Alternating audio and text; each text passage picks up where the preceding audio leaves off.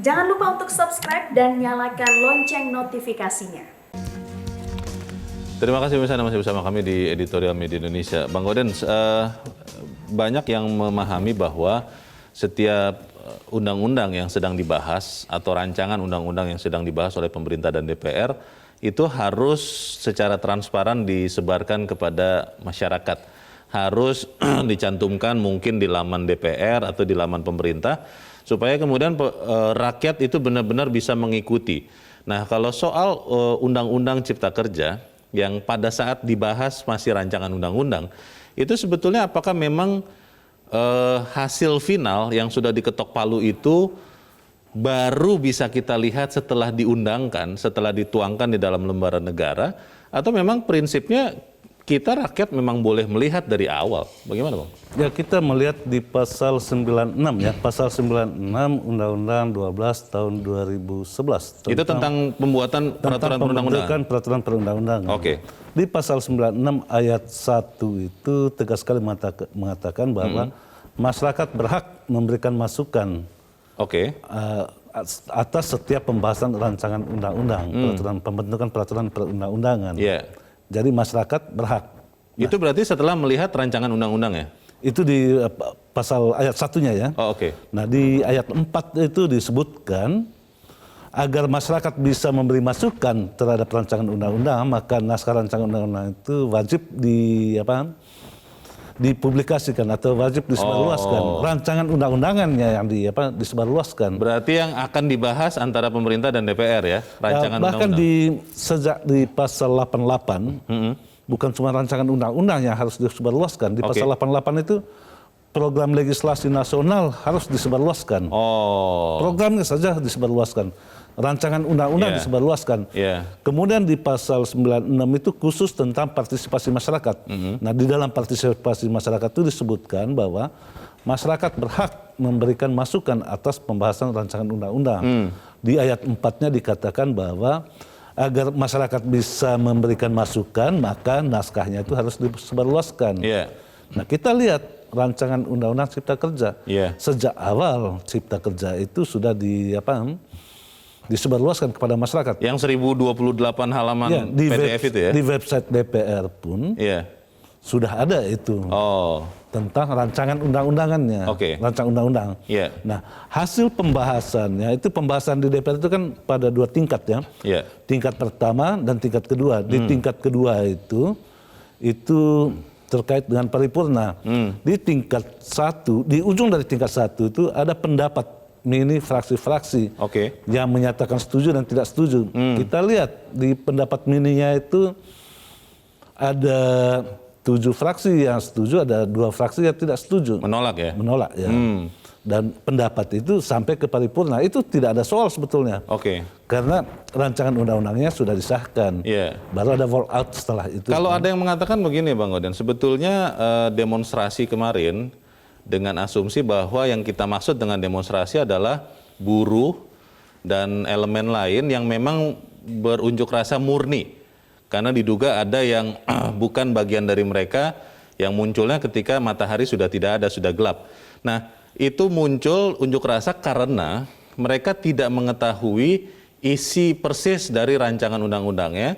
Lalu ada beredar lagi 12 atau 13 poin yang ternyata hoax, yang kemudian membuat mereka marah karena salah satu bunyinya misalnya tidak uang pesangon dikurangi, kemudian ada masalah-masalah ketenaga kerjaan yang lain. Nah, ini bagaimana, Bang? Ya, itulah akibat kalau di editorial disebutkan lisan mendahului akal, ya seperti itu. Orang tidak membaca naskahnya ada di mana juga belum tahu. Tiba-tiba kok percaya yang beredar gitu. Dan tidak pernah dicari tahu dari mana sumbernya. Tiba-tiba dipercaya begitu saja. Dan bukan hanya buruh ya, bahkan kalangan akademisi pun percaya dengan naskah-naskah yang beredar itu. Ada ya? Banyak sekali. Sudah ada banyak sekali pernyataan pendapat berdasarkan naskah-naskah yang tidak bisa dipertanggungjawabkan. Nah, mana yang bisa dipertanggungjawabkan? Di tata tertib DPR tegas sekali dikatakan bahwa sejak disahkan itu ada waktu 7 hari untuk merapikan. 7 hari itu merapikan. Dan memang baru sampai tadi pagi baru selesai dirapikan. Mungkin besoklah diserahkan kepada presiden naskahnya itu kan. karena 7 hari itu kan baru selesai di hari Rabu gitu. Masih dalam jangka waktu itu gitu ya. Ada orang yang berpendapat begini ya, sudah Presiden walaupun kemudian sudah diputuskan, sudah akan diundangkan, Presiden tolaklah karena kan masih ada kesempatan untuk Presiden, pemerintah untuk menolak undang-undang ini karena ini tidak sesuai dengan aspirasi rakyat. Itu doable, bisa dilakukan apa tidak? Aspirasi masyarakat yang riuh rendah itu belum tentu mayoritas. Mayoritas masyarakat itu diam kok. Silent majority. Masyarakat itu diam dan masih menunggu. Kan persoalannya gini Leo ya, harus jujur diakui bahwa undang-undang di Republik ini sangat banyak, satu sama lain itu tumpang tindih dan sangat terasa di dalam hal-hal yang terkait dengan investasi. Ada sekitar 97 rancangan undang-undang yang satu sama lain bertabrakan. Peraturan pemerintah itu sekitar hampir ribuan ya. Belum lagi peraturan daerah itu yang satu sama lain bertabrakan. Itu artinya apa? Memang sejak awal Republik ini tidak punya mekanisme yang baku bagaimana membuat undang-undang sehingga tidak tabrakan satu sama lain. Baru terasa sekarang. Nah, salah satu cara untuk menyelaraskan seluruh peraturan perundangan yang tabrakan satu sama lain itu ya lewat Omnibus Law ini, walaupun jujur diakui ini hal yang pertama dilakukan di Indonesia. Kalaulah ada kurang sana sini ya bisa dimaklumi. Masih ada cara untuk menyelesaikan ini. Katakanlah misalnya ada kesadaran dari DPR bahwa salah di dalam mengesahkan undang-undang, toh ada yang disebut legislative review. Badan legislasi bisa mengusulkan nanti untuk memperbaiki hal-hal yang mana dianggap salah. Itu beda dengan judicial review yang beberapa orang mengatakan ya sudah ke Mahkamah Konstitusi saja mengajukan judicial review, itu beda ya Bang? Itu inisiatif masyarakat, hak masyarakat untuk mengajukan judicial review ke Mahkamah Konstitusi karena DPR tidak punya hak untuk itu. DPR berhak untuk melakukan merevisi undang-undang yang disahkannya sendiri. Atas kesadaran DPR mestinya dia bisa mengubah manakala ada hal-hal yang dianggap tidak tepat. Karena itu bagi masyarakat selain melakukan judicial review ke Mahkamah Konstitusi juga bisa menyampaikan aspirasi kepada DPR hal-hal mana yang perlu didiskusikan kembali. Ini bukan kitab suci kok. Semuanya bisa terbuka untuk didiskusikan. Itu pertanyaannya begini Bang, ada yang mengatakan sebetulnya Cipta Kerja, Undang-Undang Cipta Kerja ini meluruskan banyak hal yang bengkok di Republik ini. Salah satunya mungkin adalah adanya kenyataan bahwa ketika satu investor ingin berinvestasi di Indonesia, dia diurus dengan cepat di Jakarta karena BKPM juga banyak terobosan yang dilakukan. Tapi ketika dia datang ke daerah tempat dia ingin membuka pabrik atau membuka usahanya, itu bertemu lagi dengan yang sering disebut orang dalam tanda petik raja-raja cilik, baik yang pakai seragam maupun yang tidak pakai seragam. Nah, itulah fakta yang sesungguhnya terjadi sehingga ketika ada undang-undang ini banyak kepentingan dalam tanda petik yang terganggu dan mereka akan melawan. Itu bagaimana Bang? Ya tadi saya katakan harus jujur diakui ada obesitas regulasi. Peraturan pemerintah yang terkait investasi itu ada 4.500 lebih. 4.500? Peraturan pemerintah pusat, 4.500. Oh, itu baru di pusat ya? Di pusat. Peraturan pemerintah daerah yang terkait dengan investasi ada 15.000. Bayangkan puluhan ribu aturan regulasi yang terkait dengan investasi yang ketika dibentuk itu tidak ada sinkronisasi, ya dampaknya sekarang ini bagaimana misalnya peraturan pusat bisa dianulir oleh daerah, bagaimana begitu mudahnya kepala daerah mengeluarkan izin tanpa berkoordinasi dengan pusat. Jadi hal-hal inilah yang mau dibenahi. Jangan sampai ketika di pusat izinnya itu bisa secepat kilat misalnya, di daerah dilama-lama. Apalagi kalau misalnya ada adigium di masyarakat misalnya, kalau bisa dilama-lama ngapain dicepat-cepat gitu kan. Untuk apa dipermudah ya. Gitu loh. Kalau ada yang mengatakan begini Bang, sebetulnya sebagai elemen yang paling banyak berunjuk rasa, buruh itu harusnya diajak bicara lebih jauh lagi. Beberapa orang mengatakan sudah kok diajak bicara, tapi kebanyakan buruh merasa loh kami tidak tahu begitu. Apakah ini memang harus lagi dilakukan setelah undang-undang ini nanti diundangkan? Kita akan bahas di bagian berikut dan pemirsa tetap bersama kami, Editorial Media Indonesia segera kembali. Terima kasih pemirsa, Anda masih bersama kami di Editorial Media Indonesia. Bang Gaudens, kita coba dengarkan pendapat masyarakat, Bang. Seperti apa melihat Undang-Undang Cipta Kerja ini? Kita sudah terhubung dengan pemirsa Metro TV di Jakarta, ada Pak Anwar. Pak Anwar, selamat pagi, Pak. Selamat pagi, Bang Leo, Bung Gorden. Selamat pagi, Pak Anwar. Bagaimana, Pak, pendapat Anda, Pak? Ini saling tuding Cipta Kerja ini, Pak Anwar. Bagaimana, Pak? Jadi, saya hanya berpikir sederhana saja ya. Ini politisi-politisi di negeri kita ini seperti manusia yang kurang bersyukur sebetulnya. Oh, kenapa, Pak? Dari era Pak Harto, dari masuk ke era Pak Habibie, Gus Dur, Bu Mega, Pak SBY sampai Pak Jokowi saat ini, betapa kebebasan yang diberikan itu sudah sangat maksimal sekali. Apakah mereka tidak pernah berpikir dari kebebasan yang mereka lakukan, lalu mereka sama-sama saling tuding?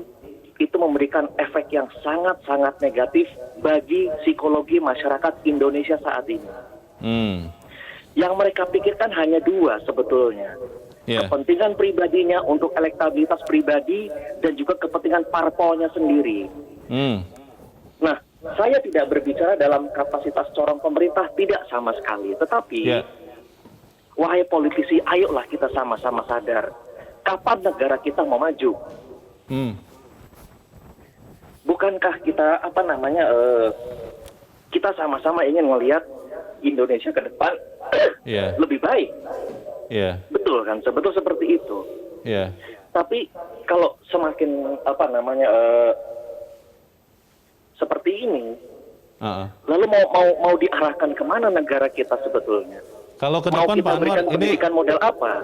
Ya, Pak Anwar, ini kan sudah rencananya akan keluar ya. Naskah final atau Undang-Undang Cipta Kerja yang nanti diserahkan DPR kepada pemerintah atau presiden. Kalau menurut Anda, apa yang sebaiknya dilakukan pemerintah untuk kemudian menjelaskan lebih jauh, atau memang ya sudah biarkan saja berproses, kemudian biar nanti publikasi Undang-Undang final inilah yang bisa menenangkan orang-orang yang sempat mungkin resah atau mungkin karena termakan hoax. Bagaimana, Pak Anwar? Begini, Bung Leo. Beberapa waktu lalu, Menaker itu coba menjelaskan secara komprehensif. Juga coba melakukan kunjungan-kunjungan silaturahmi ke beberapa pihak untuk memberikan paparan-paparan terbaiknya. Yang dilakukan Menaker Trans bukan sebuah pembenaran, tetapi coba memberikan ini loh maksud dan tujuan, sasaran, kedepannya mau bagaimana. Hanya memang satu hal yang perlu saya jadikan catatan bagi pemerintah Republik Indonesia saat ini. Perbaiki pola komunikasinya. Itu yang terpenting. Karena apa? Tingkat ketegasan yang rendah dari pemerintah Indonesia mengakibatkan pola komunikasinya terlalu banyak gap, sehingga pada akhirnya pesan yang baik untuk masyarakat Indonesia tidak tersampaikan dengan sebagaimana mestinya. Terima kasih Pak Anwar di Jakarta. Pola komunikasi digarisbawahi oleh Pak Anwar, Bang Gaudens. Kita akan ke pemirsa Metro TV berikut. Kali ini dari Surakarta, Jawa Tengah. Ada Pak Bambang Sabtono. Pak Bambang, selamat pagi. Selamat pagi Metro TV dan selamat pagi saudaraku bangsa Indonesia. Selamat pagi. Bagaimana Pak Bambang pendapat Anda, Pak? Silakan, Pak. Kami sebagai masyarakat sangat miris atas aksi unjuk rasa terkait Undang-Undang Cipta Kerja yang dilakukan di beberapa daerah dengan pengerahan massa berkerumun, arak-arakan di tengah pandemi COVID-19. Karena ini melanggar protokol kesehatan. Ini sangat berbahaya dan berpotensi meningkatkan jumlah korban COVID-19, kasus positif maupun angka kematiannya. Selain itu, Mas, kami juga mengecam keras aksi unjuk rasa yang dilakukan secara anarkistis, yaitu dengan pengerusakan, pembakaran maupun mengganggu aktivitas publik. Nah, sekarang ini Mas, kita malah dihebohkan kaitannya dengan perilaku elit DPR yang saling lempar tanggung jawab terkait dengan Undang-Undang Cipta Kerja. Harusnya ketika Undang-Undang Cipta Kerja ini sudah disahkan oleh DPR, maka tidak perlu ada lagi saling curiga ataupun juga kekhawatiran dengan penggantian isi materi undang-undang tersebut. Apalagi ini dilakukan oleh elit-elit DPR itu sendiri. Lah, sangatlah tidak elok itu, Mas. Lah, ibaratnya ini suatu produk yang dikeluarkan oleh DPR, akan tetapi kok malah justru dipermasalahkan oleh DPR sendiri. Ini aneh. Oke, baik. Itu kata kuncinya, diproduksi oleh DPR tapi dipertanyakan oleh DPR sendiri. Terima kasih Pak Bambang. Di belakang Pak Bambang ada Pak Edward di Bengkulu. Pak Edward, selamat pagi Pak. Pak Edward? Pak Edward di Bengkulu, selamat pagi. Kelihatannya masih belum tersambung, kita akan coba pemirsa Metro TV berikut dari Manado kali ini, Sulawesi Utara. Ada Pak Vence. Pak Vence, selamat pagi Pak. Selamat pagi Bung Leo, selamat pagi Pak Gaudensius. Selamat pagi Pak Vence. Silakan Pak, pendapat Anda Pak. Ya, gini. Ini kan begini Bung Leo, Pak Gaudensius. Esensinya sebuah peraturan atau undang-undang itu melalui tahapan. Pertama itu dalam tahapan rancangannya itu adalah pembahasan. Nah, pembahasan dalam konteks pembahasan itu harus melibatkan stakeholder yang ada. Kalau ini undang-undang untuk menciptakan lapangan kerja, ya paling tidak buruh harus hadir. Lalu pengusahanya harus hadir. Lalu pemerintahnya. Karena ini adalah undang-undang produk DPR yang mewakili rakyat.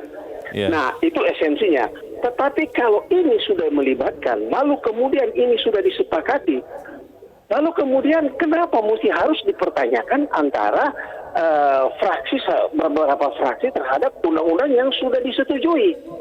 Nah, kalau saya tidak salah, menurut Pak Gaudensius tadi katakan sebetulnya Omnibus Law ini adalah penyederhanaan dari semua undang-undang yang ada yang berkaitan dengan ketenaga kerjaan. Ini bagus sebetulnya, karena betul Pak Gaudensius, Indonesia ini terlalu obesitas tentang undang-undang dan peraturannya. Sehingga masyarakat kita sendiri jadi bingung. Tapi persoalannya, kenapa ini diributkan sehingga mengalami korban fasilitas segala macam? Nah, ini yang harus diusut sebetulnya. Oke, terima kasih Pak Vence di Manado, Sulawesi Utara. Selamat pagi Pak. Di belakang Pak Vence kita coba kembali ke Pak Edward di Bengkulu. Pak Edward, selamat pagi. Selamat pagi Bung Gauden. Selamat pagi Bung Donat. Selamat pagi. Silakan Pak Edward. Tadi kalau Bung Gauden sudah membahas banyak tentang aturan ada, legislatif review, judicial. Saya tidak membahas itu. Saya cuma membahas 4 poin. Ini undang-undang ditolak cuma karena 4 poin, Pak. Yang pertama karena ketidaktahuan para buruh, sehingga mereka menerima sebaran hoak-hoak yang tidak sebenarnya merugikan mereka sendiri tentang Undang-Undang Cipta Kerja ini. Yang kedua, ada pihak-pihak yang memang kepentingannya terganggu, seperti beberapa kepala daerah lah, karena ada aturan perda-perda yang akan dibabat habis dengan adanya Omnibus Law ini. Yang ketiga, ada pihak-pihak yang mencari populis, mencari elektabilitas, karena sudah sadar betul mereka akan drop nantinya. Inilah kesempatan mereka mencari.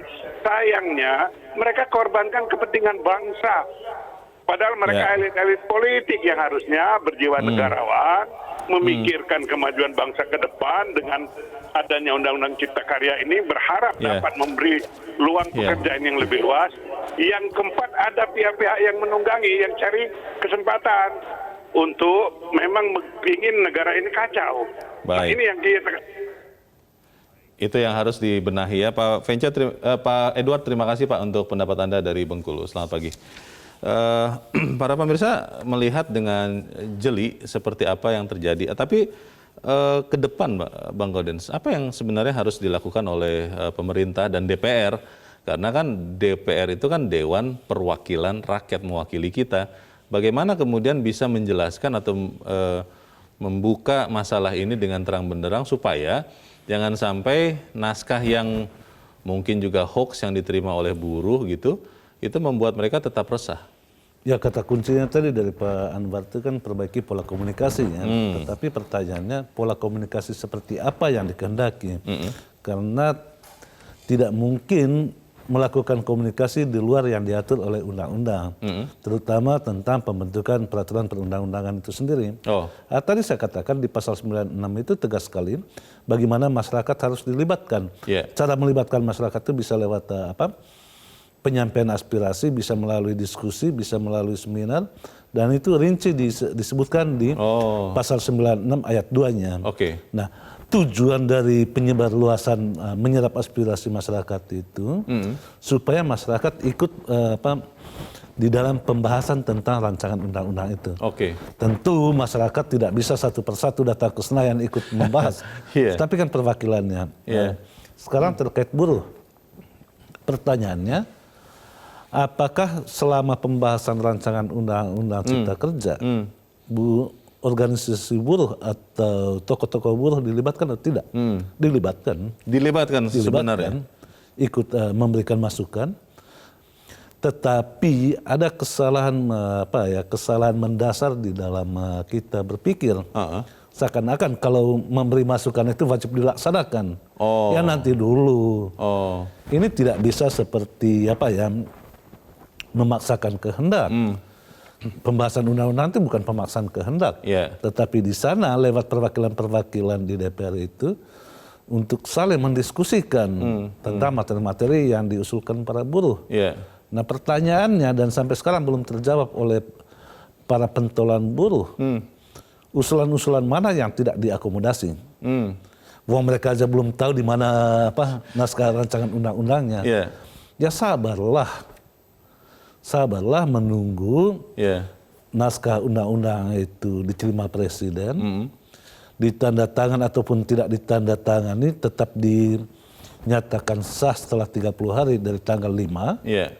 Dan ketika sudah masuk ke dalam lembaran negara, menurut pasal 95 Undang-Undang 12 2011 itu wajib dipublikasikan.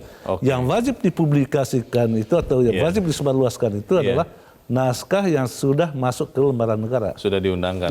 Bang, pertanyaannya begini Bang, kalau memang ternyata ada masukan bahwa pemerintah sebaiknya memperbaiki komunikasi publik, komunikasi kebijakan publik, ini kan kebijakan yang sangat berdampak luas ya. Apa yang harus dilakukan oleh pemerintah ke depan? Karena seperti tadi Bang Gaudens mengatakan bahwa sebetulnya elemen buruh sudah dilibatkan di dalam pembicaraan. Tapi banyak yang beredar di luar mengatakan bahwa tidak dilibatkan. Nah ini hal-hal yang memang kelihatannya sengaja dipakai, dikapitalisasi, dipolitisasi untuk memenangkan kepentingan-kepentingan pihak tertentu. Bagaimana kemudian pemerintah atau DPR, kalau memang benar-benar wakil rakyat, bisa meluruskannya? Karena kalau tidak, ribuan orang yang mungkin juga jarang, atau maaf kalau saya bilang agak malas membaca naskahnya, itu dengan mudah saja diselewengkan aspirasinya. Bagaimana?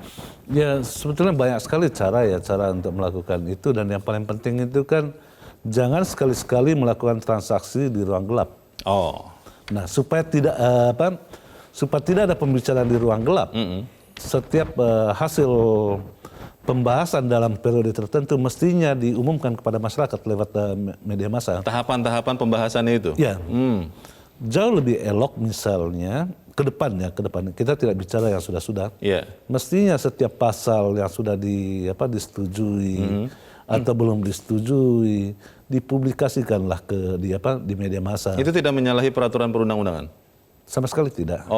Karena pada hakikatnya pembahasan rancangan undang-undang itu kan dinyatakan terbuka kecuali kalau di pertimbangan tertentu dinyatakan tertutup. Jadi pada hakikatnya terbuka kecuali ada pertimbangan tertentu untuk tertutup. Karena dia terbuka mestinya pimpinan pembahasan itu secara periodik melakukan komunikasi publik. Nah, komunikasi publik ini yang kurang. Ya bisa saja orang mengatakan bahwa karena ini pandemi gitu ya, agak susah untuk melakukan komunikasi publik.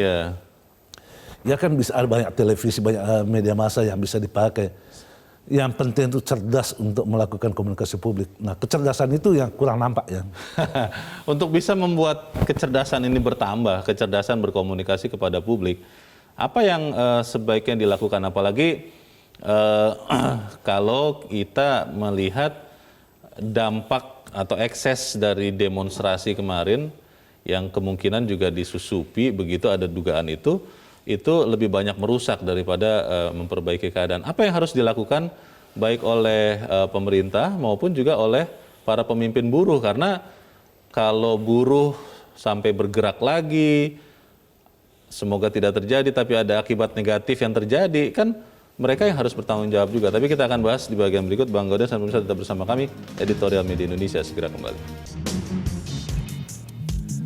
Terima kasih pemirsa, Anda masih bersama kami di Editorial Media Indonesia. Kita di bagian akhir dari diskusi kita pagi ini. Bang Gaudens, sambil kita menunggu naskah Undang-Undang Cipta Kerja yang nanti akan diserahkan DPR kepada pemerintah, apa yang sebaiknya dilakukan oleh kita semua lah. Saya sih tidak terlalu nyaman kalau kita bebankan ini kepada pemerintah saja, tapi kepada setiap warga negara yang ingin kehidupan bangsa ini lebih baik.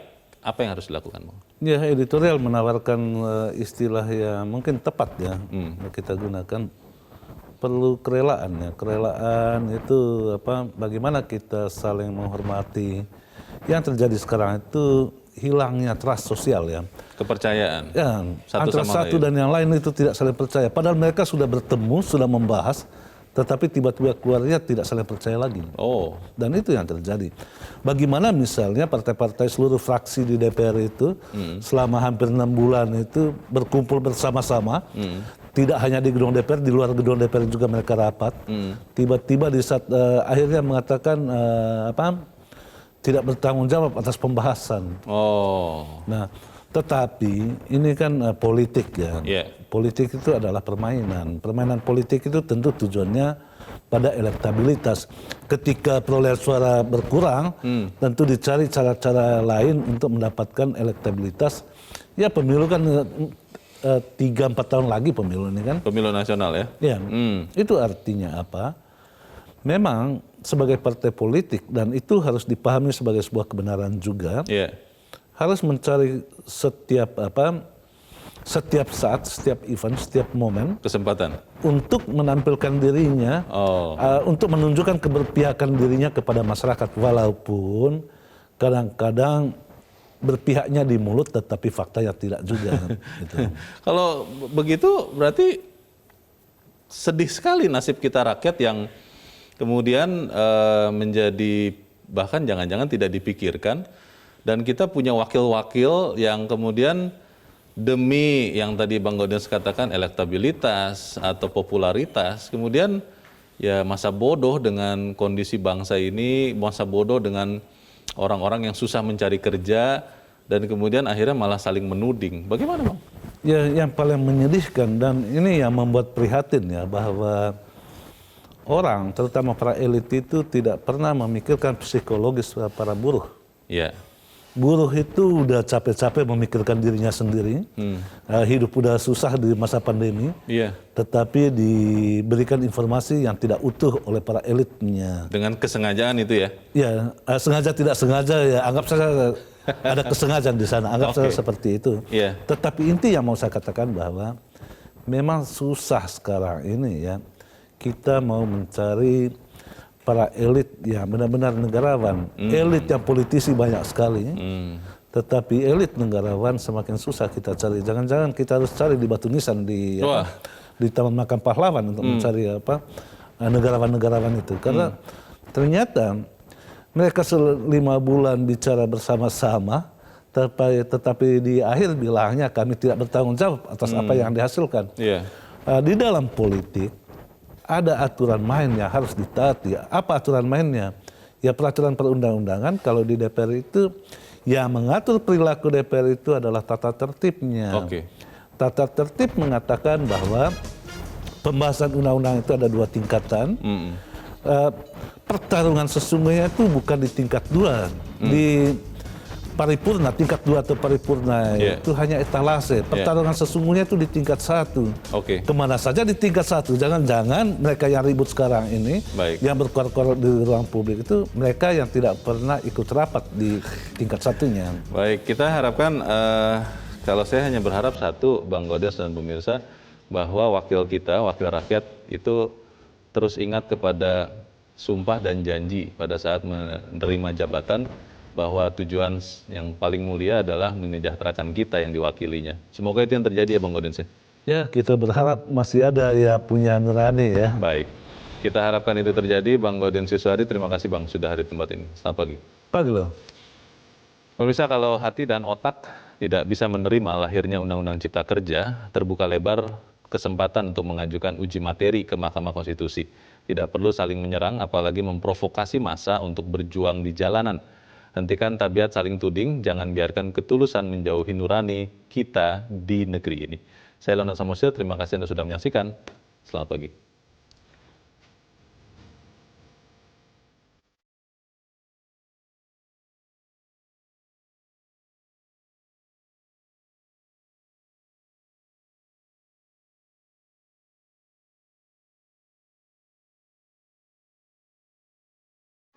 Metro TV, knowledge to elevate.